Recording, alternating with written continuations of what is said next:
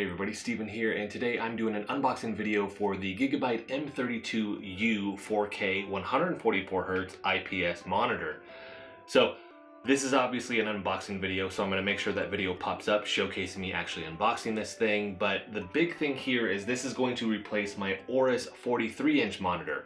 I love that monitor, but 43 inches at my sitting distance is a bit much, and I just really like 32-inch monitors. So I'm going to cover the specs right now and then get this thing set up behind me. So to start here, 32-inch monitor, as I mentioned, this is 4K 144 Hertz. This is an IPS panel monitor with this. This is edge lit for the backlight type, so this is going to be LED. For color saturation, you have 90% of the DCI P3, and then you have 123% of the sRGB color space. 4K resolution, pixels per inch is about 138. The brightness here is 350 candelas per square meters. That's also nits. That was kind of the one thing I saw as potentially being a drawback with the next thing, which is the contrast ratio here, which is just 1000 to 1.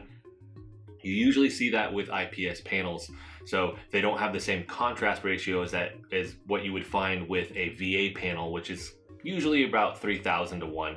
So with this, contrast is a little bit lower, but I think that's going to be the trade-off here with the bright, vibrant colors that this can produce with the IPS panel. With this does have 10-bit color, so you do have HDR with this. This is VESA certified for HDR 400. For the refresh rate, you have the 144 Hertz. For console players, you do have the ability to do the 120 Hertz, which I'll talk about again here in just a second. Response time is 1 millisecond, MPRT, the motion picture response time. So I've seen on another listing, this listed as like 0.8 milliseconds. So with this, you can usually either display this as the MPRT or the G to G, the motion picture response time, or the gray to gray. Gray to gray is typically faster in terms of what you're seeing. So if you have a 1 millisecond gray to gray response time, that is faster than a 1 millisecond MPRT. So at that 0.8, if that is true, I wonder if this is just one of those instances where if you were to do the calculation on it, I've seen a standard where it's like, yeah, usually it can be close to 4 milliseconds gray to gray.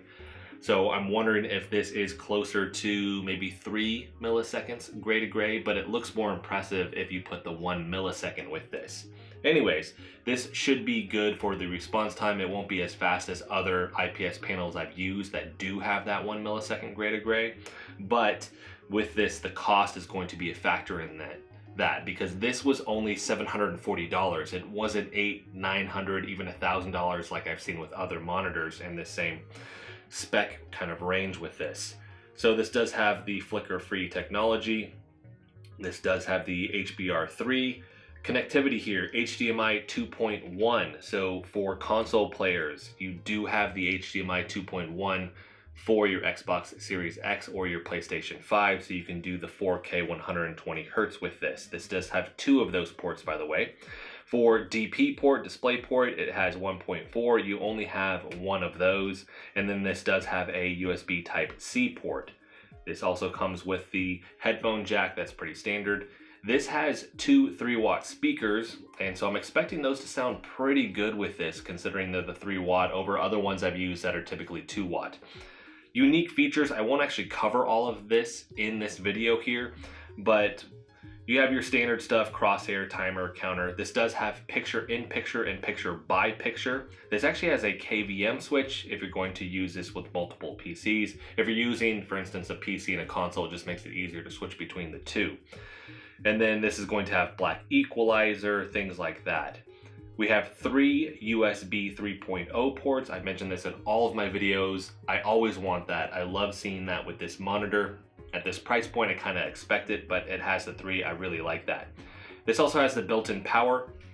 In terms of the cables also with this, you are going to get an HDMI and a DP cable, and then for your power cable, you have multiple options with this. So I'm assuming this is going to be if you're obviously in a different country, but if you're using a European plug or potentially one other one, I don't know if that's going to be maybe for South America or in Asia somewhere, but you have 3 different options with this, which is really, really nice just in case you are buying this and you don't have this standard American plug.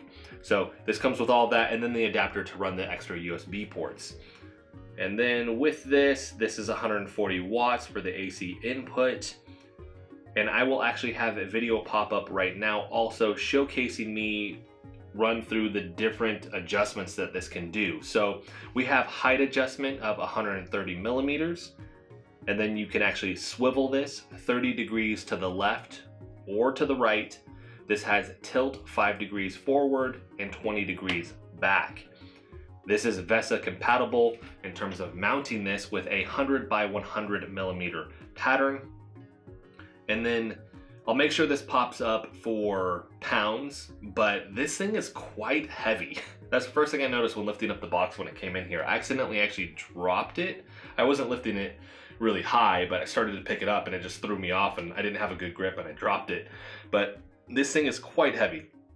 Net weight with stand, and this is an estimate here, but 10.35 kilograms.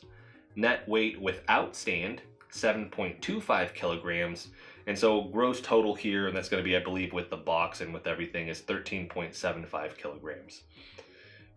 Accessories, it mentions the things that I just talked about. You do have your warranty card as well, which this should be good for 1 year, I believe.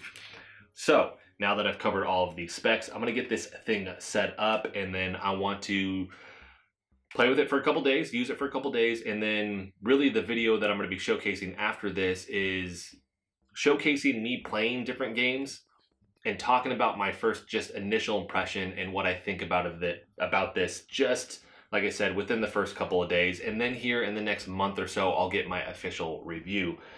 But I do like the size. I do like the aesthetics. I'll say that. I do like all the features that it has so far just out of the box.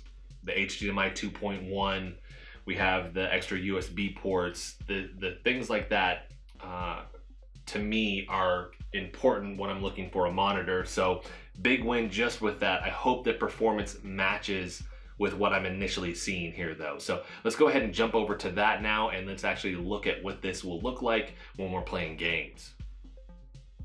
So I ended up spending a week with this monitor instead of just a day or two because I'm really busy with my main business, and I gotta say this may be my new overall favorite monitor. Of course, I haven't played on every single monitor on the market, but out of all the monitors I've used, this is potentially taking the top spot for me. I'll have footage of me playing games for this whole portion, and then I'll have a various B-roll for the final review. As I mentioned earlier, I personally prefer 32-inch monitors, but there haven't been many 4K options out there until this past year, and the second I started playing on this thing, it just felt right. This is the monitor I've been waiting for. Out of the box, this looks great with solid presets. I've personally been using the FPS preset with some minor tweaks to brightness and contrast. The colors here look great, and the amount of adjustments this gives you is top notch. The menu button is a single button, which I prefer, and the menu is easy to navigate. You'll want to enable FreeSync Premium in the settings and turn the volume up to 100% as it is set to 50% by default. The speakers get very loud, so I won't be doing a sound test for this video or the review. You won't need any external speakers unless you just really want them. The bass here is pretty solid compared to other monitors I've used also, so it doesn't sound completely flat like some of those have. In the menu, you can adjust the overdrive, and this is set to speed by default. I didn't realize this and started the UFO test and was worried initially because there was more ghosting than I was expecting right off the bat. After realizing it was set to fast overdrive, I checked all of the settings and was curious about the smart overdrive, which adjusts the overdrive based off the demand, and it actually runs very smooth. I'll have a link in the description from Tech Power Up that showcases the response time using the Pursuit camera if you want a better idea of what this will actually look like in person.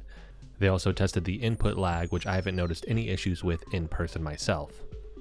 The colors and resolution here look amazing, but with the contrast ratio being 1000:1, I was a bit worried the blacks wouldn't look as good as the VA panels I've used, but my concerns quickly went away after playing some games as this looks great. I haven't noticed a lack of control over adjusting the brightness in games like I have with other IPS panels when it comes to the black levels they can produce, and I haven't had any color banding issues either, which is something else I've run into with IPS monitors in the past. I think part of why this is so much better is because of the options the panel settings actually have and being able to make more adjustments than those other monitors. The IPS glow here is pretty minimal also, which is great to see, but if you're in a dark room playing a super dark game, you will notice it. Next, the HDR here looks really good. I can't find anything about the amount of local dimming zones, but it does have the option to turn it on or off. In fact, once HDR is turned on, the panel menu allows you to adjust the HDR settings for light, color, and dark enhance, which I haven't seen with any of the previous monitors I've reviewed, and I really like this feature. This adds another level of adjustment and control than just what you can do in-game settings. You can't adjust the brightness here, which I'm assuming has to do with maintaining the peak brightness for the HDR though. Doom Eternal looks great, and I'm excited to toy around with these settings even more to see what I can do with it. This is the second monitor I've used though, which doesn't allow you to turn the HDR directly from the panel from what I can tell. You have to enable 10-bit color in the NVIDIA control panel and then turn HDR on in Windows. Then in the picture tab of the panel settings, you will actually have this list HDR instead of the previous presets, so you can't access those anymore, you can just adjust the HDR settings. As of right now, there are only a couple things I think some people would like to change or improve about this from what I can see. A curve with this monitor would be nice, especially considering their other monitors in this line have the same mold, but those are all VA panels, and the flat panels are VA or IPS. In fact, I haven't noticed too many new IPS monitors with a curve at all. RGB lighting isn't on this monitor, which I don't think is a big deal, but some people might want it at this price point. Going back to the response time in Overdrive, I think for most people it will be fine, but I could see hardcore enthusiasts having an issue with it potentially. For most people, I think this will be just fine, but I would have loved to have seen a 1 millisecond gray to gray response time paired with this.